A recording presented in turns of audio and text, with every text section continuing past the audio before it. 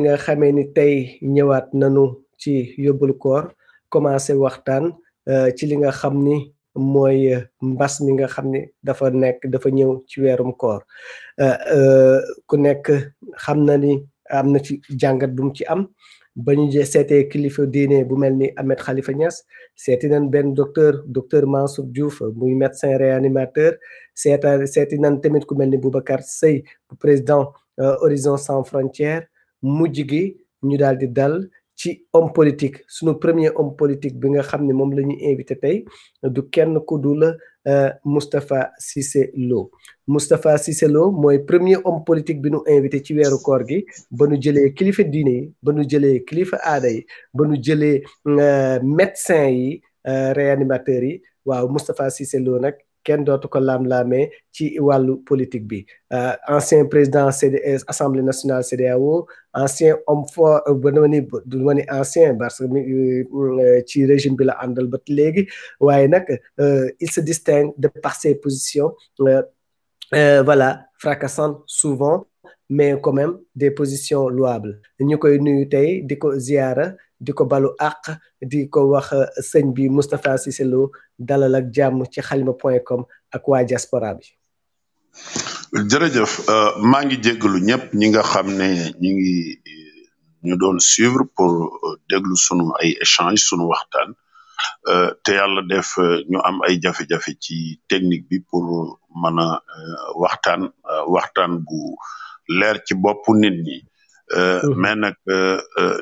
ci li ñuy liggéeyee moo demee noonu maa ngi leen di ziyaariyaat bu baax di leen balu àq comme di leen bal àq fi ma tàmbalee woon rek dama doon def benn rappel bu tuuti ci li ngeen wax lépp lu baax la parlement CEDEAO ma diriger ko après ma nekk fa juróom-benni at doog a nekk président 4 ans c'est bon ak résultat yi fa am xam ne c'est palpable mën nañ ko laal manees na ko wax mais li ëpp solo mooy trajectoire bi nga xam ne moom laa jaar te wax la ni la concours yëpp dégg naa sax loo ci wax mais man at mi laa ci laa def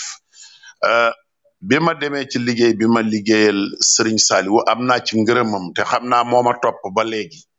ndax waa Touba yi ma mos lu caw li bari mënuñu maa ba te xam naa ne damay wax ni ca dut càmm nekk na fi ministre bu fort ba léegi jaar ci Samba Yàlla li ma def man ci département Mbacké ci politicien kenn mësu ko faa def opposition comme majorité je les défie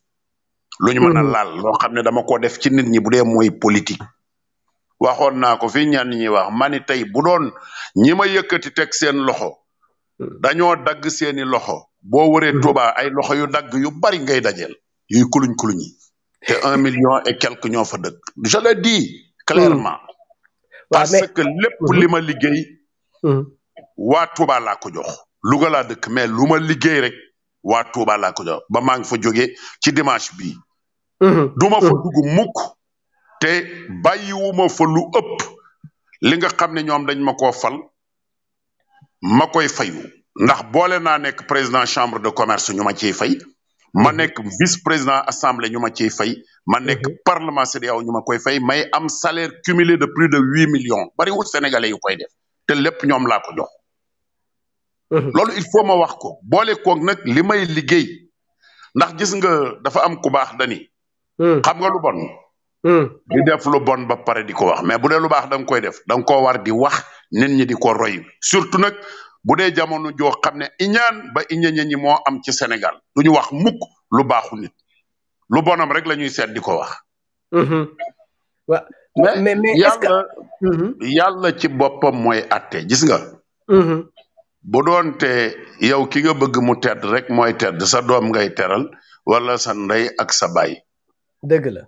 foofu la débat bi ne foofu la débat bi ne man dama wax ni fi ma jaar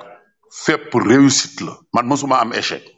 ndax dama ni dama bëgg a nekk président chambre de commerce ak député ñu ni mënta ne ñaar yëpp ma dóor ko mu daanu loolu 98 la xewoon dama dóor yëpp mu daanu du tey li may wax boobaak léegi it mënuñoo fal ay député ci département Mbacké te bokkuma ci benn législature laa ci tardé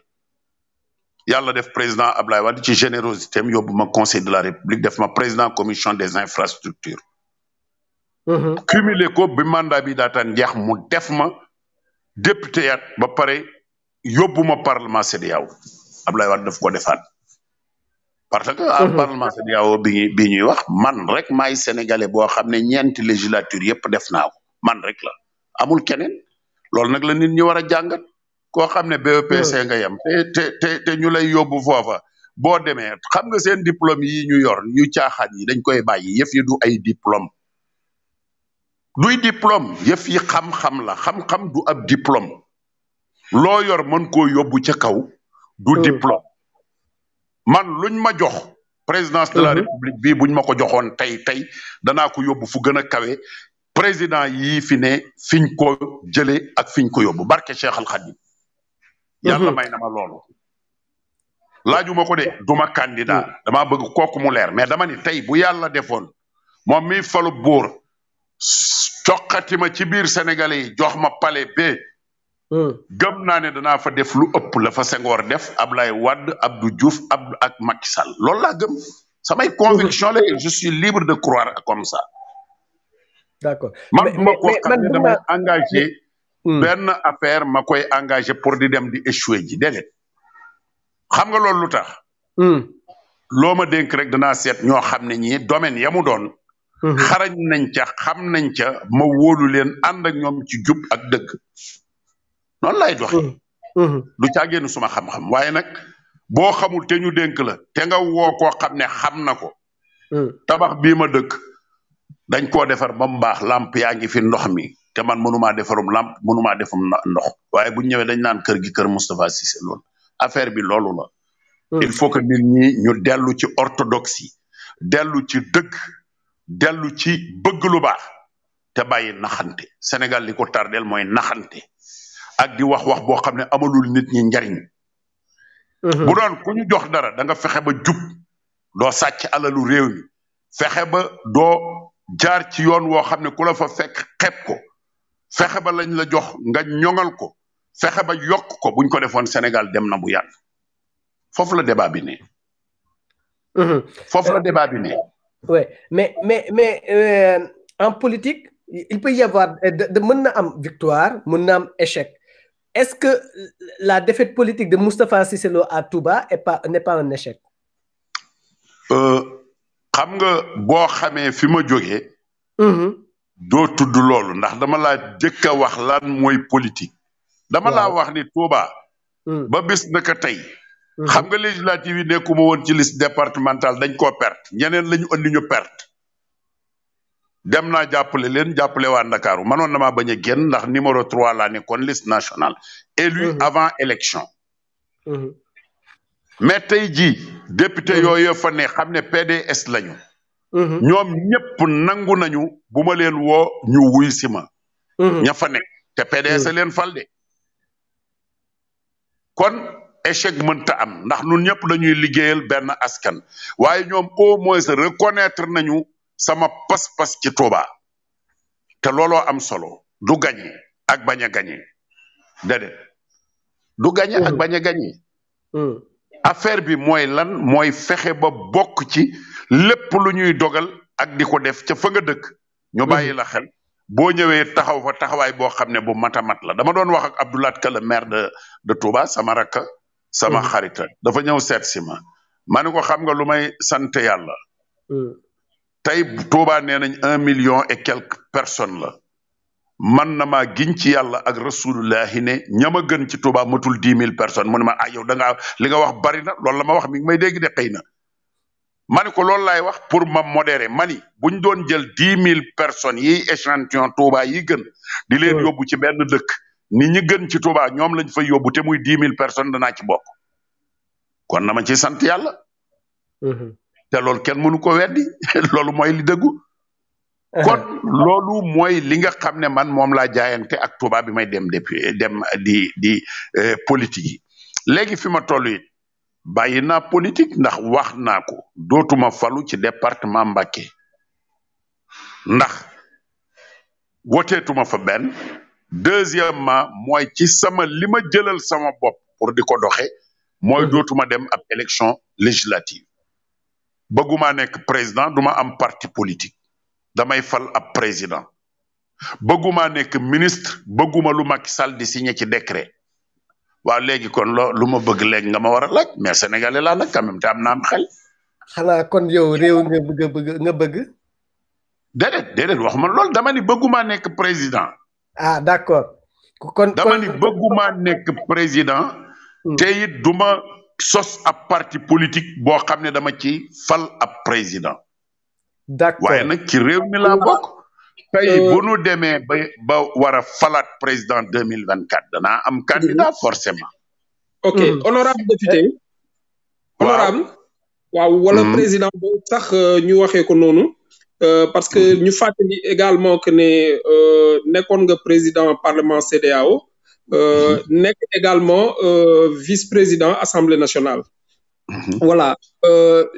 honorable sa macha allah sa parcours bi dafa honorable comme niñ la koy woowee nii. mais mun nañu xam balaa ñu lay laaj yow question bi ñu laaj pour ñu laaj la ko est-ce que mun nañu xam déjà yow lan moo la motiver pour nga bañ a jël nu mu tuddati nga teggi sa nombre tànk déjà si yooyu noonu vous êtes plus demandeur de décrets ou bien des nominations du président Macky Sall. xam nga man dama jàpp ne doomu aadama bu defee li mu war a def rek daa war a dem ci leneen. xam man tëbuma def option politique. bi may dugg sax ci politique pour di dem di briguer ay mandat mag laa ndax dem naa ba am xaalis am kër ami doom am oto amati oto dama la bëgg a wax loo xam ne xëy na lu lay jaaxal la. est-ce que xam nga 4x4 Mitsubishi Intercolor maa ko jëkk a indi Sénégal. ok waaw loolu yëpp c'est bien. bi ma ñëwee As Jaxate bu Touba laa ko jaay mu jaay ko bàcc ñang transitaire. li ma lay wax dafa yàgg de. ndax lii ay 87 88 89 la ci dama jàppagutul at bi. ndax 96. bi may dem élection 96. élection yi ma dem muy conseil régional. ñaari 4x4 laa ëndaale moom laa campagne waa Mbàkke ñi ngi may dégg. intercolor boobu ma lay wax ak benn Jeep Mitsubishi ku ñuy wax Ousmane Mbeng jinne entrepreneur oto boobu moo ko jaay benn tubaab. ma bokk ci ñi jëkk a commencé importation véhicule d'occasion oto yi maa ngi ko doon jënde on shoot ci France booru Lille ku ñuy wax Cheikh Ñaxate moo ma daan jël recevoir ma ak Murid Ñang mi ngeen xamoon mi nekkoon ci daayira bi ma ko daan fekk Lille daan am fekk ci mbir moomu loolu yàgg na booba laa commencé di jëndi oto di ko indi Sénégal kon samay option du woon politique commerce mooy sama liñ ma mën a tuddee ne commerçant la wax naa ko ceeb ci boppam 81 laa am quota ceeb ci laa am import export loolu it dafa war a leer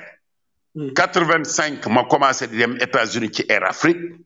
ba fay 87 ma bàyyi ko commencé di voyager France di jënd ay oto ak Belgique di ko jaay kon man loolu mooy suma liggéey politique bi daf ma wàññi mais yokkuma ndax ñi ma bokkaloon génération ñoom ñëpp romb nañu ay milliards tey ñëpp nag c'est des milliardaires man mënuma am milliard donc y a des problèmes li ma am nit ñi laa koy jox ndax politique est-ce que kon man dama war a continuer ci politique ba may dee j'ai 65 ans j'ai dit non politique li ma ci doon def naa ko député laa mën a doon nekk naa député sant naa ci yàlla 4 législatures fal nañ ma assemblée nationale jàppoon naa ne war naa koo mën a yor kenn gënuma koo yelloo kenn gënuma koo mën a yor loolu laa gëm doyloowuñu ma pour jox ba ko mandat bi mooy sama mandat bu mujj bëggatuma dem assemblée bëggatuma nekk député loolu laa gëm. d'accord dégg nañ la également ngay wax ci Touba nga wax fa position bi nga xamante ne que moom nga fa occupé actuellement nii ak tagg bi nga fa tagg sa bopp par rapport ak liggéey bi nga xamante ne que jot nga ko fa def. nit ñee ma tagguma sama bopp ñooma mos mënuñu maa baax. voilà mais gis nañu mais bu ñu fàttalikoo honorable bu ñu fàttalikoo am na jamono boo xamante ne que aussi yow ak waa Touba ne xoowu leen noonu. déedéet waa Touba da nga naan am naa ku ma fa joteeloon bul wax waa Touba. waa Touba bis bi nga naan neexoowuñu sëñ Sidi Mokhtar mi doon xalif général des Mourides. bis bu ne ma gis ko te daf ma doon dik ni ma. naa noppi bañ a wax dara. bisa ngi ci ñëw danañ xam ne yow liggéeyal nga sëñ Touba ku la waxati bu ko tontu la ma wax loolu ay témoin maam Thierno Dieng boo ko woo dana la ko wax Cheikh Ndiaye dana la ko wax daf ma ni sa jëf moo leen di tontu Serigne Mountakha ngi fi it lim ma wax ci fan yi passé moo gën a leer lépp daf maa woo ba ma ñëw mu ni ma xàmmeewuma ak jëmmam ni ma jàppee ni mu jàppe sëñ Isaaxa jàppe ko sëñ Moussa Nawel noonu la ma jàppee xàmmewuma ak sama jëm mu xamal ma ni ma it ci li nga war a yëngu toujours mooy ci defar ba ma ko sante ma ni ko def naa loolu ci loolu lay ne man li ma wax Touba ku ma fa mas a joteel rek yaa ma tooñ ndax fekkuma la ca la nga ne ndax xëccoowu ma ni damaa bëgg a nekk borom Touba xëccoowu ma ni damaa bëgg a jiite Touba fekkuma benn sëriñ ni ko kaay toog ci suuf ma toog ci kaw ku ma waxal ci Touba rek ci politique lañ wax politique nag aw ma ci sëriñ kenn du ci sama sëriñ waaw loolu damaa bëgg mu leer. même Macky Sall. waaye dama ne aw ma sëriñ ci politique man ba may falu Macky Sall faloogul maa ko jëkk a falu. 98 biñ may def député Macky Sall présenté wul député ci Fatick politique maa koy defal sama bopp maa koy bàyyil sama bopp. partem ci laa bokk mooy leaderu parti bi waaye aw ma sëriñ ci politique ndax sama xalaati bopp laa am. waaw aw ma sëriñ kenn du sama sëriñ ci politique. d'accord léegi balaa may bàyyi Mayacine dama la bëgg a dolli foofu ndax dama bëgg mu leer ci bopp nit ñi ñu bañ ma ko laal.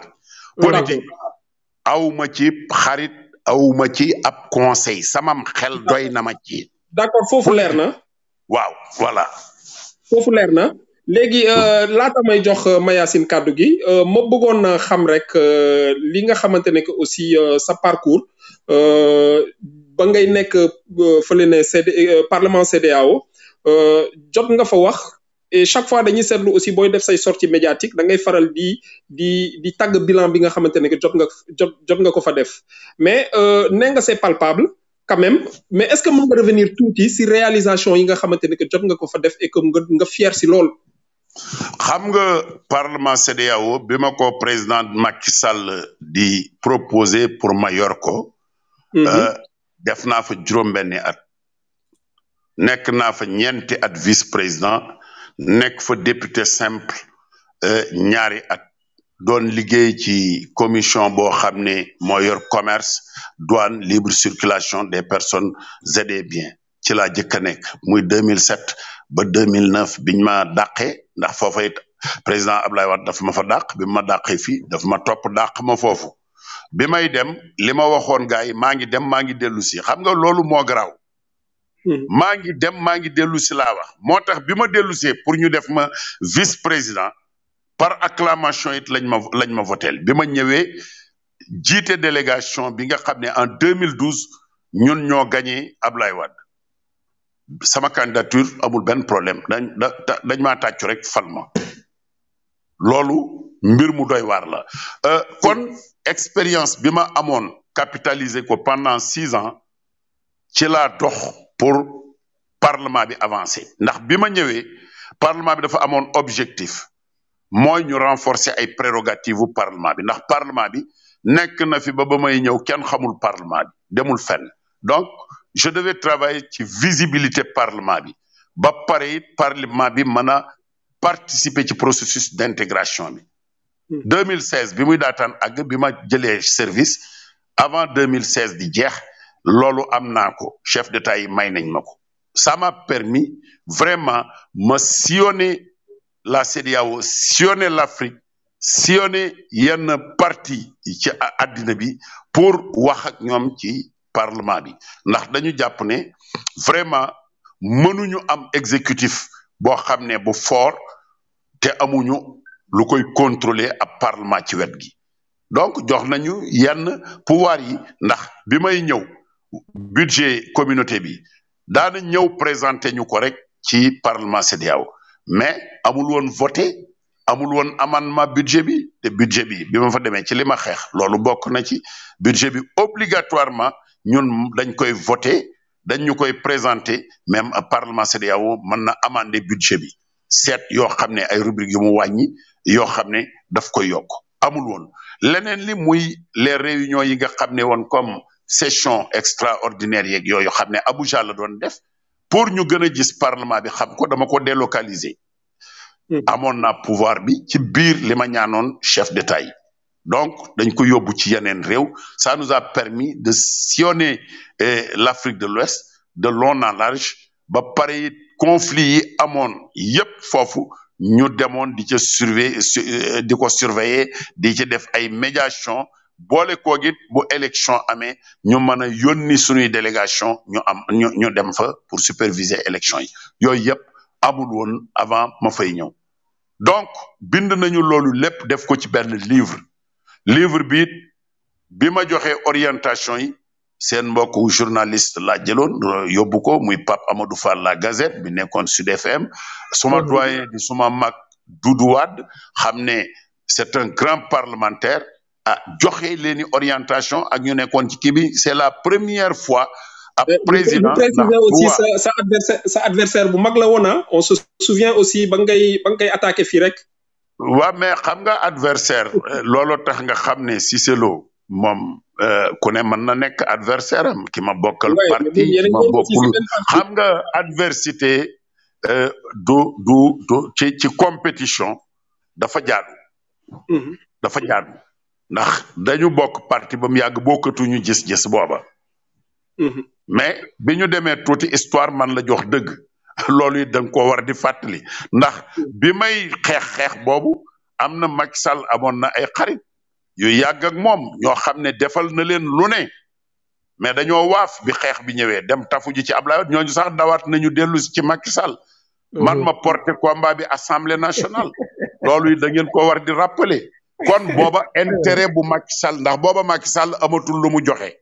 amul ndombo amul xaalis bu mu joxe ma porté combat bi pour ñu xeex loolu ñëpp xam nañ ko donc loolu moom lu leer la ay conviction moo tax ma àndoon ak Macky Sall gëmoon naa ne it liñ ko doon def du dëgg gëmoon naa ne it ku ko jàppale war na mën a jot ci réew mi jàppale naa ko jot na ci réew mi sant naa ci yàlla bu baax jërëjëf voilà donc Mayacine ma delloo la kàddu gi ba ci incha allah jërëjëf Tidiane Dia ci li nga parti boobu mais man monsieur Cissé Lo dama mëggoon ñëw aussi si communication bi yow dama gis ni si sa communication souvent gëm naa ni ñaari affaire am na loo xam ne gëm naa ko yow loo wax téere la su ko gisee dina am lu ci feeñ lu bare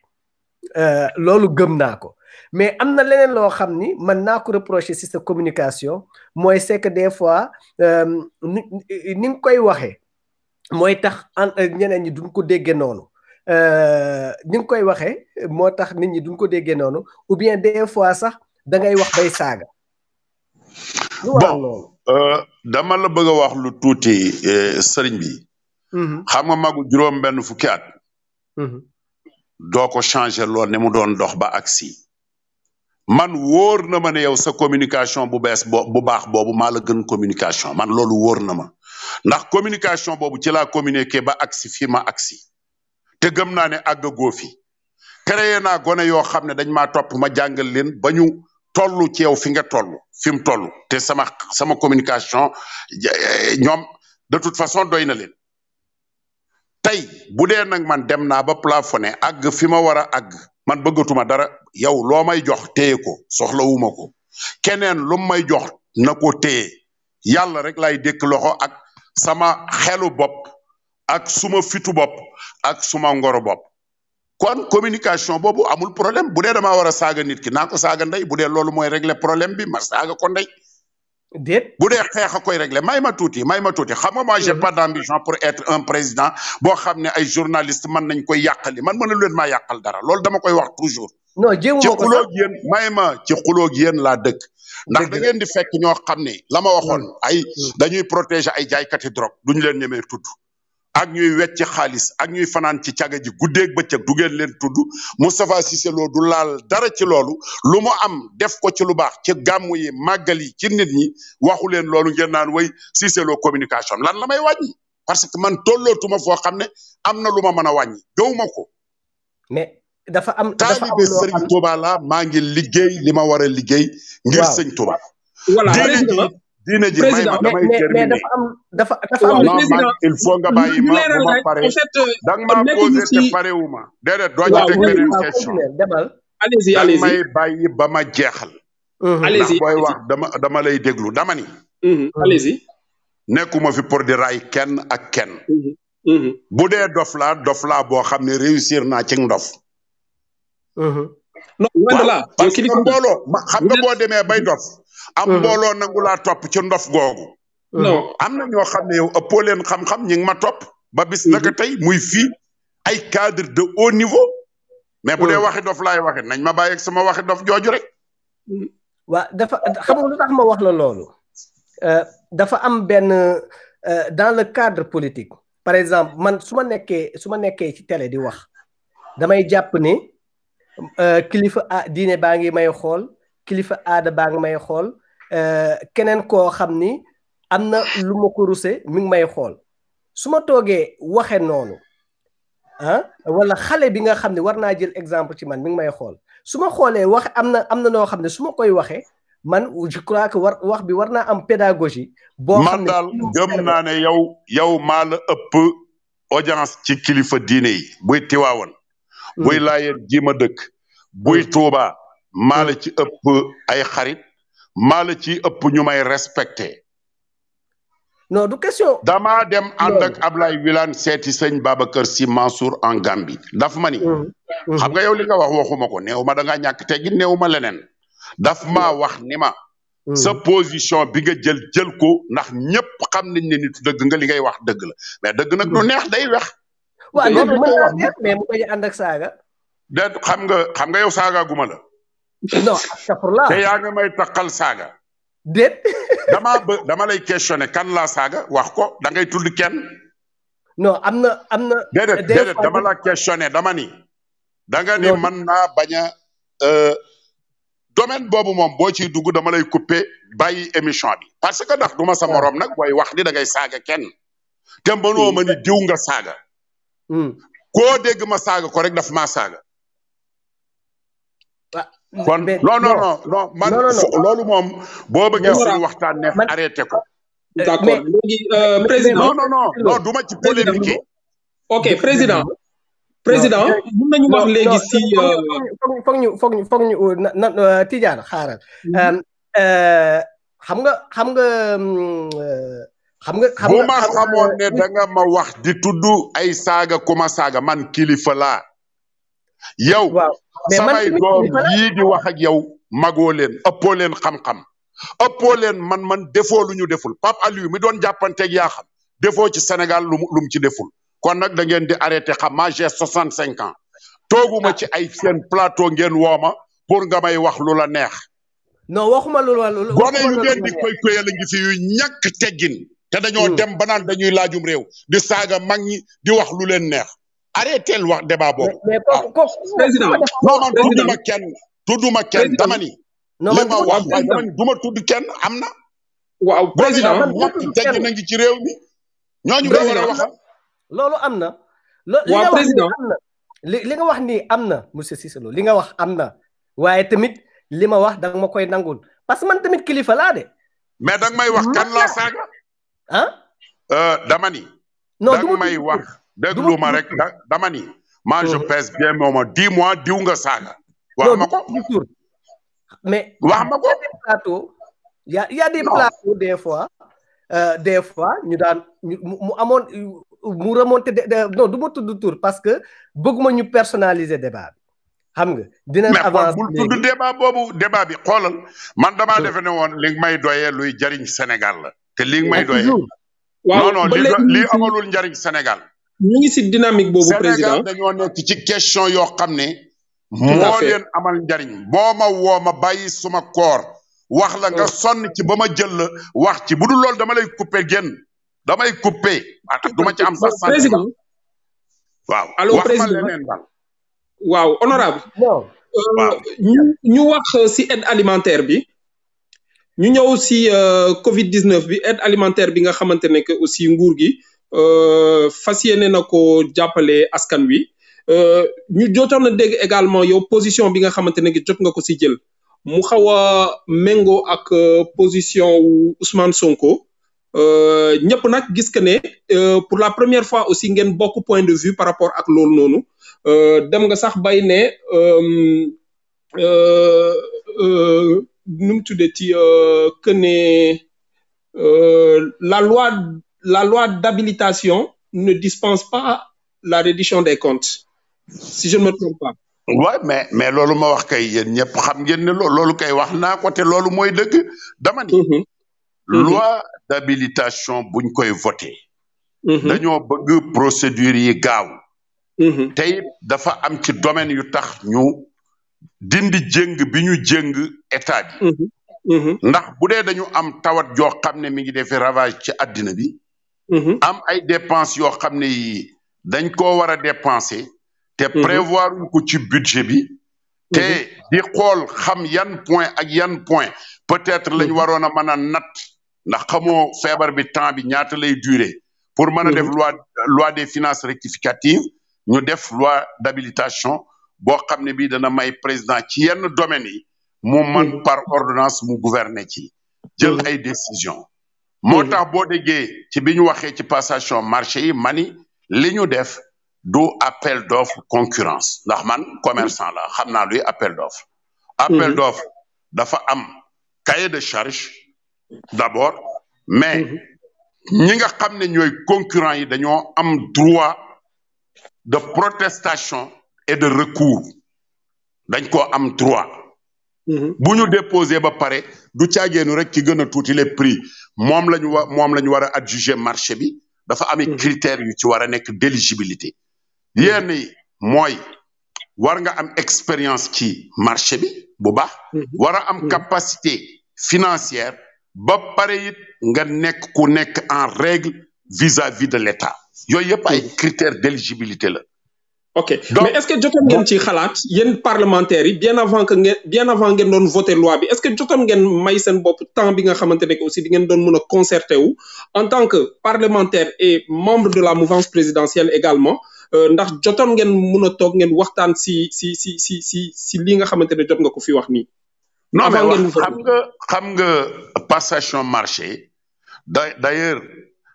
boo ko seetee keroog bi ñu interviewé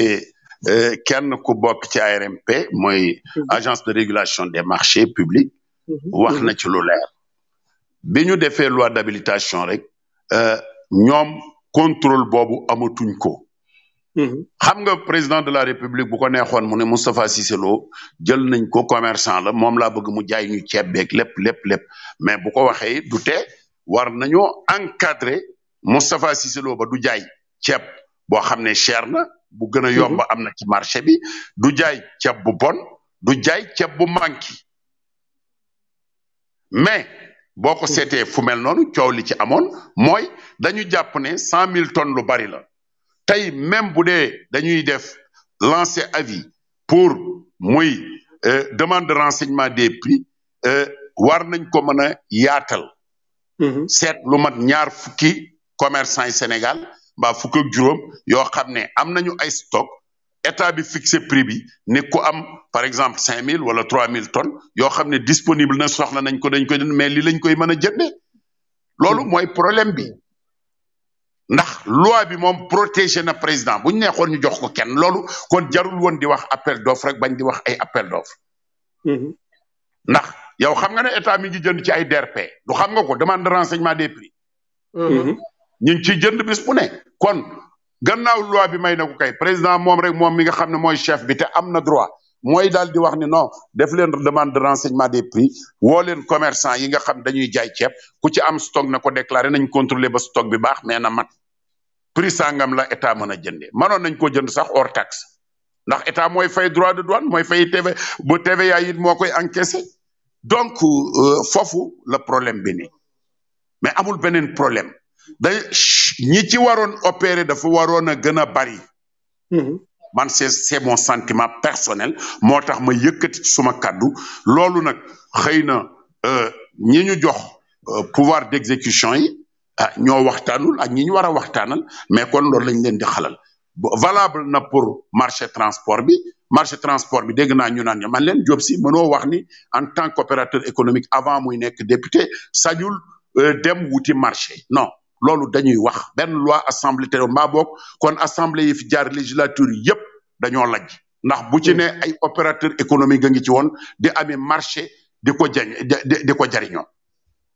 man naa cee wax Aïda Ndiong ñaata marché la yoroon en tant que sénatrice ñaata milliards la gagné ak i ñeneen ñoo xam ne ñii boo leen cité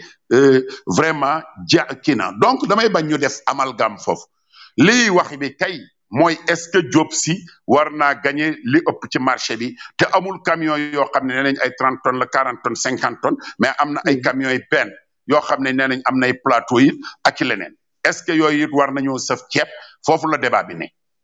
est-ce que it prix biñ ko joxee marché bi mooy prix bi nga xam ne mooy coût de transport yi loolu mënuma ci wax lu leer parce que gisuma contrat yi ci presse bi rek laay dégg mais en tant que député libre sañ naa cee wax suma point de vue loolu rek moo tax ma wax ci. ok parce que man benn camion remorque laa am kon damay terminer man yi benn camion remorque laa am boo xam ne ñebe laa ciy jënd ak ci gerte kon man déjà au départ awma 50 camions je suis exclu de ci champ boobu te dama koy nangu waaye sama benn camion bi bu amul liggéey bu ñu joxoon ñiy jaay ceeb ci Diourbel mën naa koo dugal ci parcu Cheikh Gaynde mi nga xam ne am na lu mat 100 camions wala ñoom Mbaye Touré wala ku mel ne waa kër Ousmane Touré ñoom yooyu waa Diourbel mos ci transport bi mbaa ñu transporter seen ceeb Diourbel ndax liggéey amul fi mu toll ku nekk mos ci loolu nag dañ ko waxtaaniwul mais buñ ko waxtaani woon loolu ñun loolu la ñuy joxe comme xalaat. ok très bien voilà donc am na daal lu bëri loo xamante ne que bëgg naa la ko laaj ma bàyyi peut-être Mayacine mu wax balaa may dellu si waat parce qu'en fait il faut aussi que ñu wax si sa dëkkuwaay bi nga xamante ne que da nga fa nekk Yoff également ak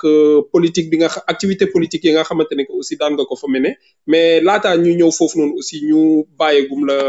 la ak Mayacine xëy na peut-être am na yeneen question yu mu la war a laaj. non mais parce que léegi ñu gën a tënk waxtaan bi balaa yàgg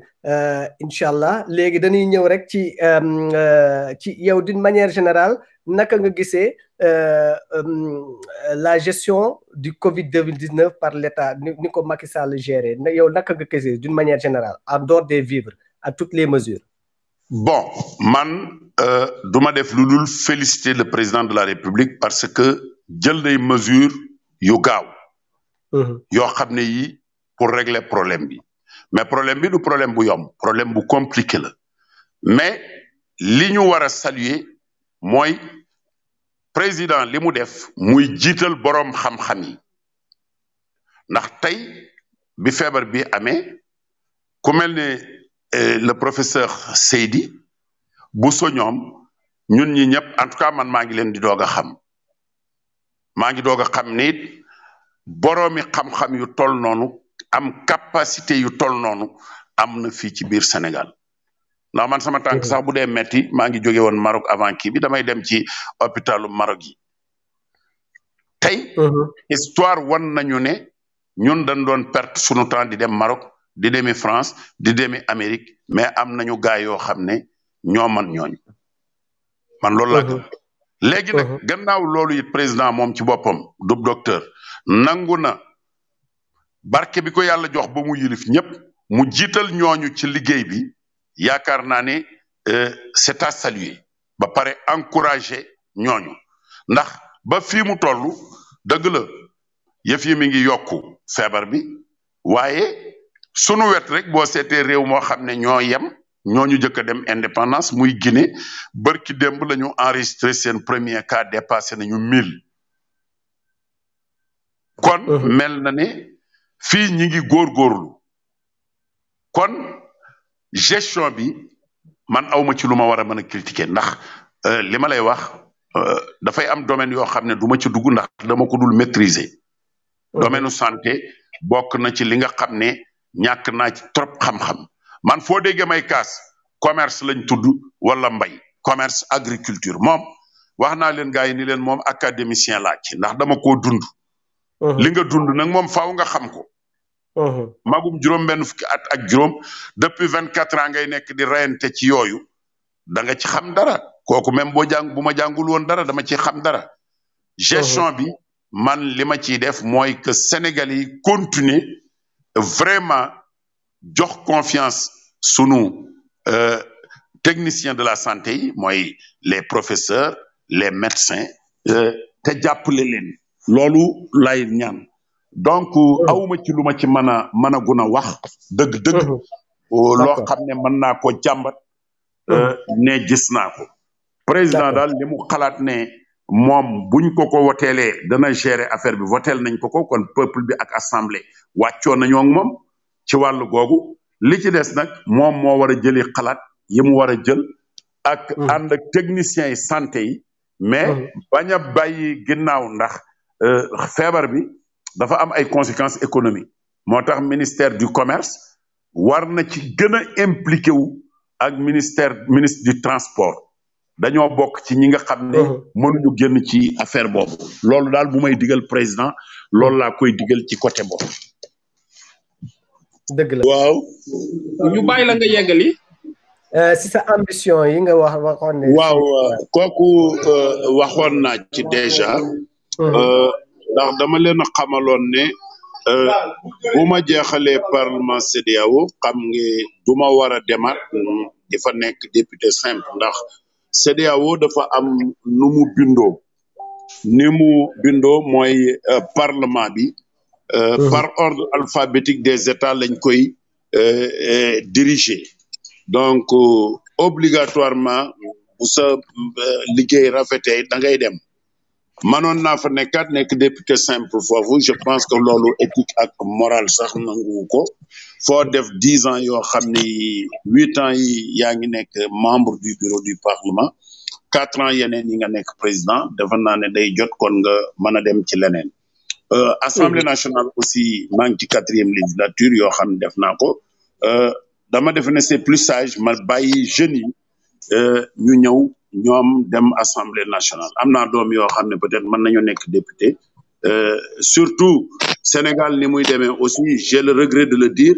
mais day àgg foo xam ne fii ku mel ne man dafa dootul am place ndax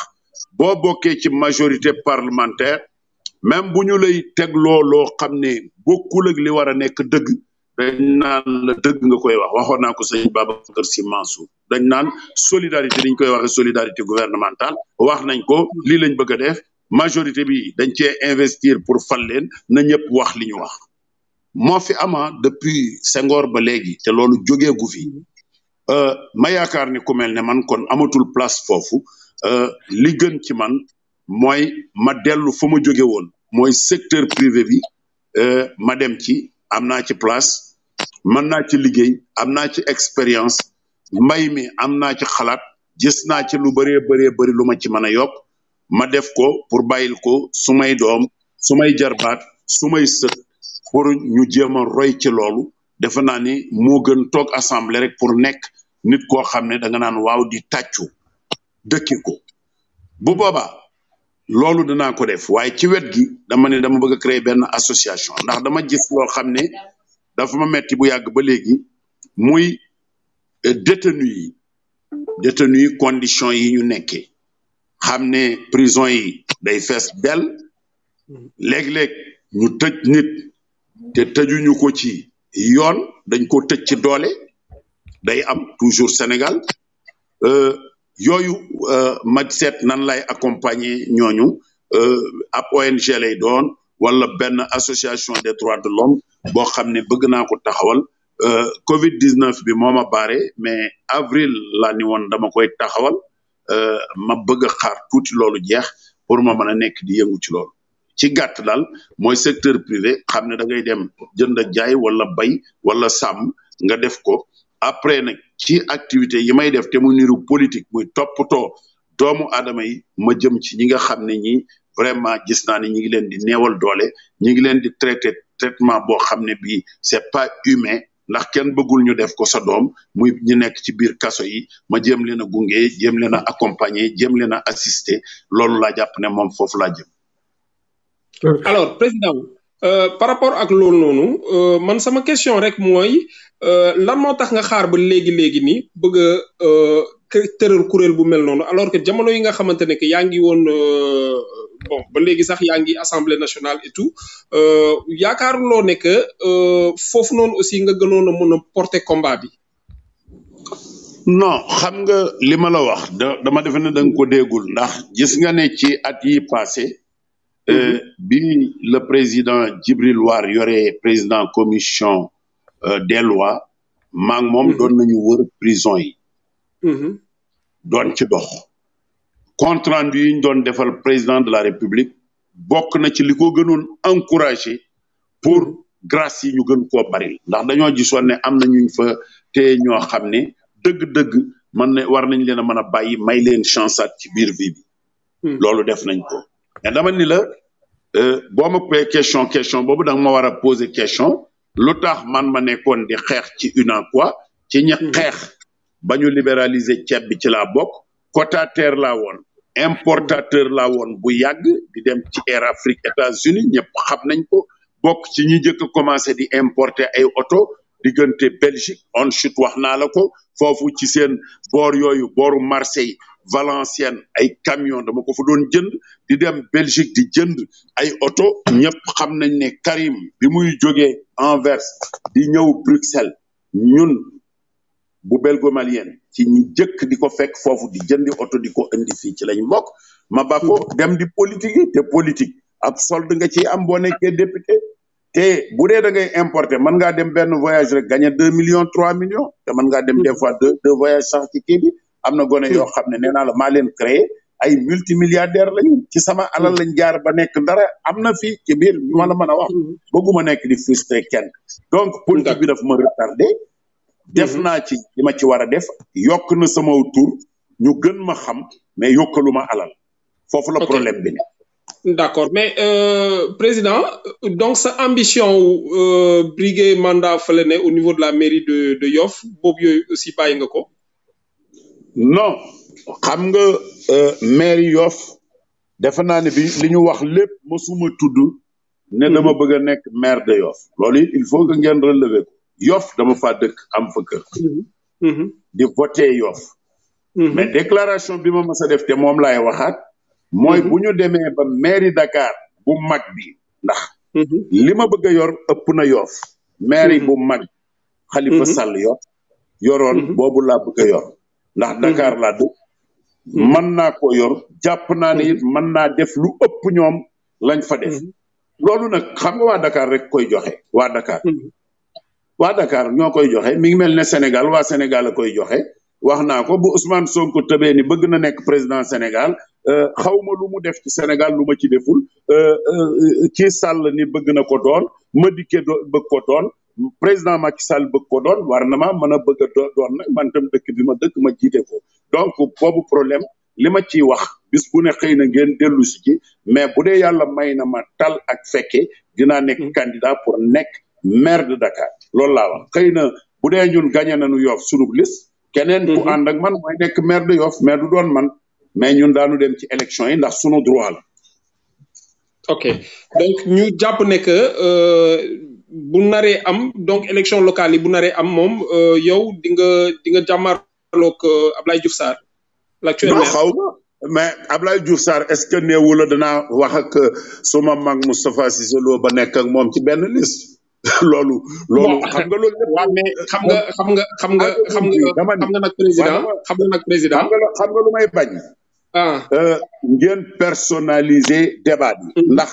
Abdoulaye Diouf Sarr jëkkuta nekk maire Yoff loolu il faut nga d'accord ci. waaw mais contexte bi aussi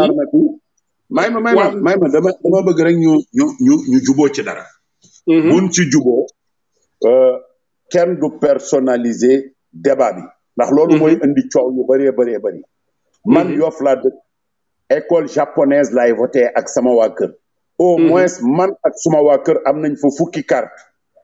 te am naa ñeneen ñu dëkk foofu carte yooyu sama liste bi may jiite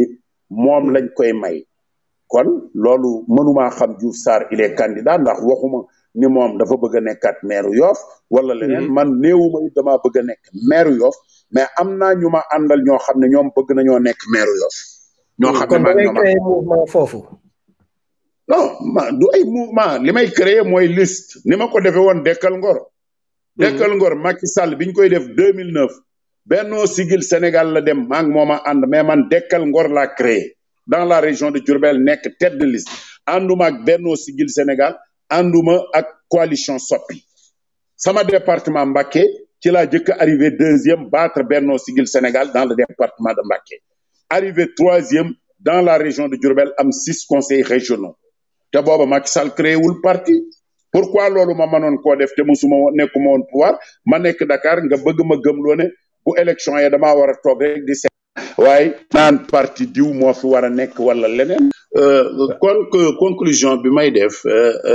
xam nga mag moo xam ne depuis 96 amul élection boo xam ne bokku ci muy local comme élection député yépp dama cee bokk falu ay yoon conseil régional conseil rural falu député jàpp naa ne ku bëgg ma retraité ay élection ñëw nga ni ma demal toog doo bokk kooku xel sax nangu ko ci surtout dëkk boo xam ne man dama fee am lu ma fiy def am fi njariñ ci nit ñi amal leen njariñ am fi samay électeur dama ami électeur Dakar yoo xam ne man la ñuy voté daanaa ko wax fu may voté rek la ñuy voté mais ñooñu nag bu dee 100 électeurs wala 1000 nañ ma bàyyi ma natt sama bopp ci loolu ndax dama bëgg a xam lan laa tekki ci Dakar loolu mooy problème bi mais beneen problème amu ci waaw foofu rek la loolu moom jarul kii na may ñaan tal ak fekke rek bu boobaa ñi bëgg a ànd ak man daañu ànd ak man xam naa ne dina am ay militant yu APR yu ànd ak man ak Benno Siggil Sénégal ak ñeneen ñu bokkul Benno Siggil Sénégal loolu moom wóor na ma ay militant APR yu Benno Siggil Sénégal ak ñu bokkul APR danañ bokk ci liste bi may jiite xamaguma nag ban liste laay jiite mën naa nekk liste Benno sax lu mën a nekk la exclure ma ko ndax fermé wu ma porte yi waaye man j'ai déclaré ma candidature et dama ciy dem ba mu jeex loolu rek mooy débat bu neexee yàlla en tout cas maa ngi lay gërëm di la sant Moustapha Cissé Lo su dee dafa am lu ma la wax tamit lu la naqari nga baal ma àq baal naa la non weeru koor la man xam nga man xam nga nu ma tudd yeer mu ñu sàngul ku ci daanu yaa ci daanal sa bopp am yeer nag boo ko xamul mooy kàmb gu nganda ngand ñu def ko ci aw yoon xam nga danga koy séen waaw bu la neexee teggi ko parce que man li may sant suñ borom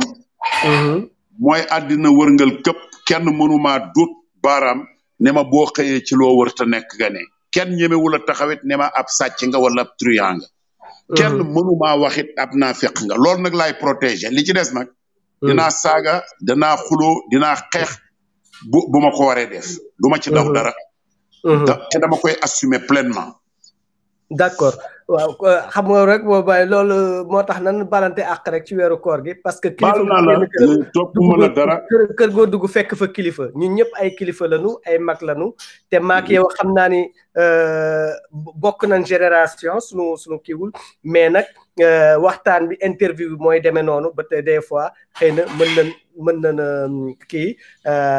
mën naa frictionner mais toppuma la dara li ma waroon wax mani mon but n'est pas de faire mal. waaw moo tax mani loolu toppuma la ci dara duma ci topp kenn xam nga li am solo dama ubbi sama bunt ndax awma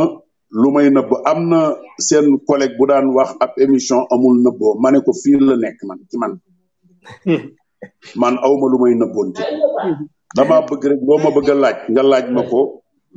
publiquement man je suis heureux samay doom ak suma njabootit samay rakk ak famille bu mag laa bokk dañu am heureux ci man ndax duñ ma fekk ci luñ may tere lu may nëbbu donc loolu rek laay garanti li ci des nag moom wax dëgg yàlla sénégalais laa boo xam ne moom bu fayit jotee damay fayit simmiku xeex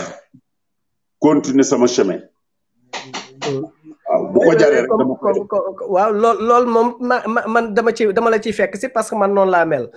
fu ma fekk tamit sama dëgg laay wax rek xam nga yàlla fu ma fekk rek si dëgg la may fekk su may bàyyi mu bàyyi ma ci dëgg ba moo tax xëy na la loolu mën naa def loolu quoi mais ñun ñëpp benn lanu Sénégal moo ñu boole moo tax ñuy xeex Sénégal moo tax ñuy liggéey lépp lu ñu am Sénégal lañ ko amee lépp lu ñuy am tamit Sénégal lañ koy delloo moo tax ñu am ko Sénégal lañ koy delloo incha allah voilà ça fait 30 ans que je fais ce métier et donc peut-être que aussi lépp rek dañ koy teg rek ci cadre interview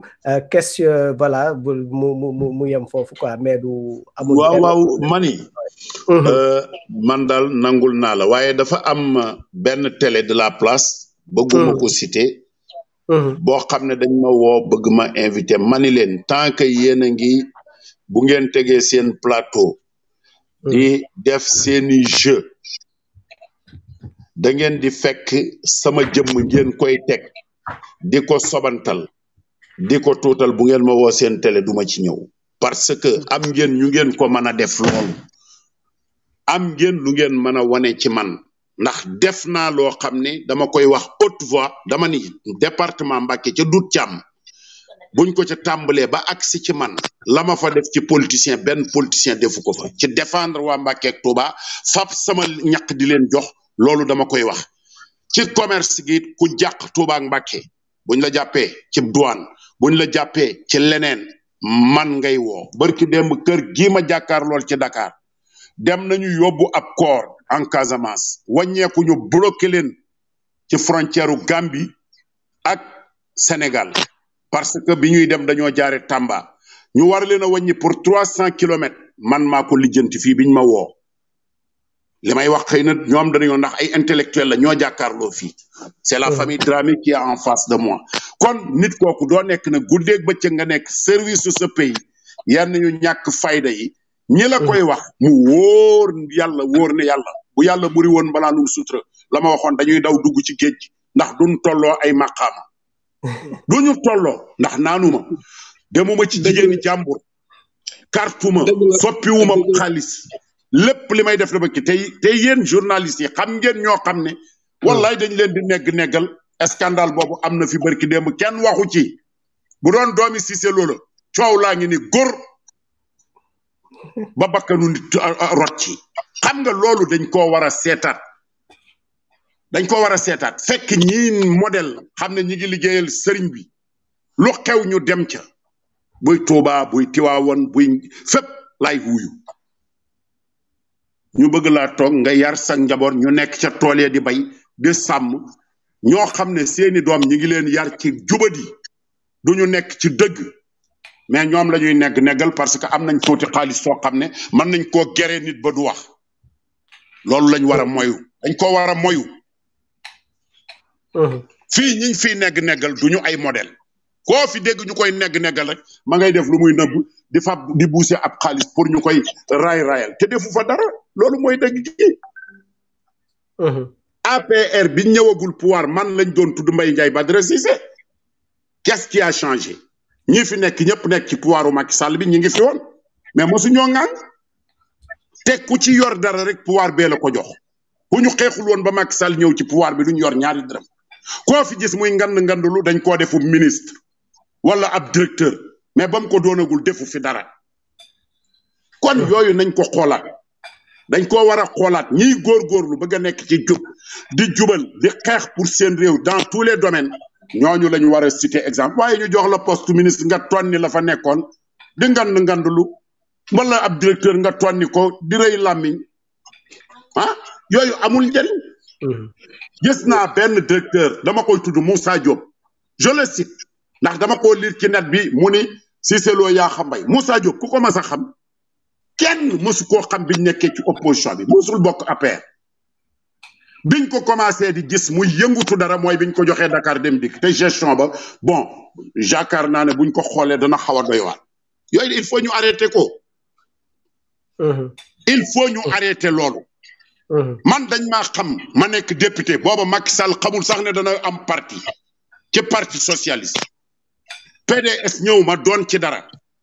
xeex ànd ak Macky Sall génn di xeex ba ñu am pouvoir Macky Sall man maa ko investir jàmmalaay maa lire discours d'investiture bi booba cadre yi fuñ nekkoon man mi BPC laa am man maa ko lire maa investir Macky Sall yàlla def ma jikko mu falu looloo am keroog bi ñuy dem jàmmalaay Badara Cissé Mbaye Ndiaye Cissé Lo rek ñoo amoon droit toog ci podium bi wax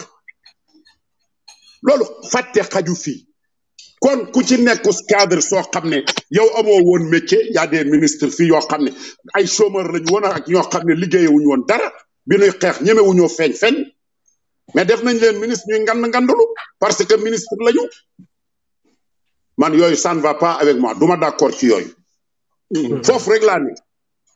ok moo tax sama wax du neex parce que man damaa am ay millions te politique gu ma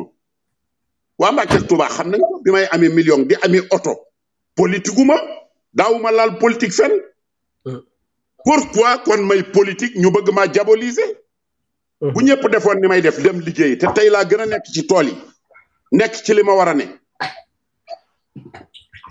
loolu rek laa bëgg ñu d'accord ci damaa bëgg man ñu xam ne man duma ab anti valeur modèle la Kër Mbaari gëm a dëkk la ma fay def benn doomu Kër Mbaari du ko fa def ci waa Kër Mbaari amul te foofay sama cosaan te politique gu ma fa c'est dans le département de Louga. je connais. wax naa Macky Sall ni ko sama dëkk nga jëkk a gagné 83%. ñaari bureau fa nekk muy Kër Mbaari au premier tour contre Wade léeg-léeg nit ña way Mbàkke Touba dama faa nekk c'est le lëmpam c'est le melting pot nit ña ñëpp fa dëkk moomu ma leen y'a 1,5 million man duma ministre yoruma budget bu may sàcc di jox kenn awuma ko li ma am rek laay bokk ak nit ñi je ne suis qu'un député Macky Sall li mu def Fatick nommé ko fa ci ay nit nommé ko Matam ci ay nit nommé ko Podor bu ko nommé woon Mbacké day gagné département Mbacké loolu mooy dëgg gi que les gens arrêtent de dire way gagné woo lan la ñuy gagné 1 million personne ab député solde boo xam ne 2 millions la mën ngaa gagné fenn ak député yi ni ñuy sonné yooyu dañ ko war a arrêté yooyu dañ ko war a arrêté waaw ndax nit ñi xam nañu fu ñu jëm xam nañu li ñu bëgg il faut que ñuy waxante dëgg nañuy waxante dëgg effectivement waaye loolu rek la effectivement loolu rek la man yaakaaruma politique pour di dund politique bi bu ma génnee gëm naa ni damay dund ndax Macky Sall bi ma Ablaye Wade dàqee ñetti at maa ngi doon tedd di dund yor oto dem doxi samay soxla tukki France Italie Macky Sall demal naa ko Italie 45 jours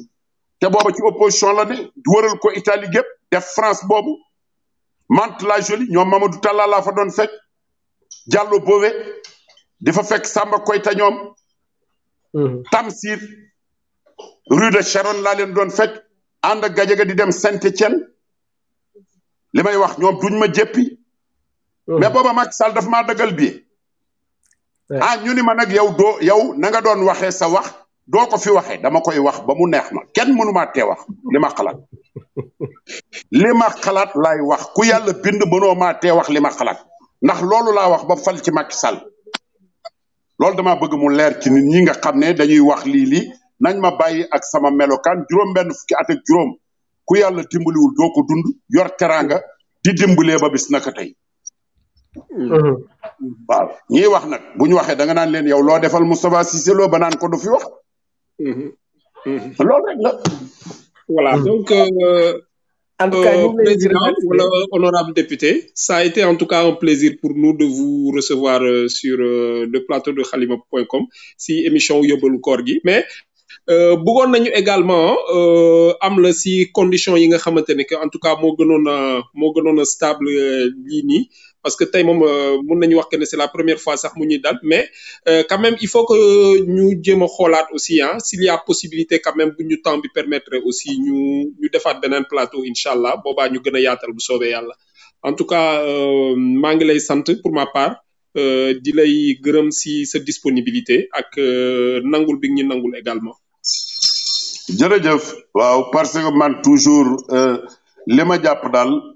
mooy doomu aadama laa nit. ki may woo daal bu dee nit lu mu bëgg ñu waxtaan ci awuma lu may nëbb man nañ cee waxtaan la ma ci xalaatit laa lay wax. la ma ciy dundit laa lay wax. li may tëjee mooy man APR la ndax APR sama doom la joo xam ne maa ko jur yar ko ba mu màgg am njariñ ay gaay daw ñëw bëgg a dund ci APR te ñoom doonuñu ci dara kon duma leen bàyyee APR damay nekk ci APR kay bu ma gisee lu ma neexul ma ni li neexuma ànduma ci d'accord fenn laa génn je suis de l'APR et je resterai dans l'APR waaye nag sama combat mooy lu ma gis xam ne man d'accorduma ci danaa ni li d'accorduma ci ànduma ci waaw foofu rek laa ne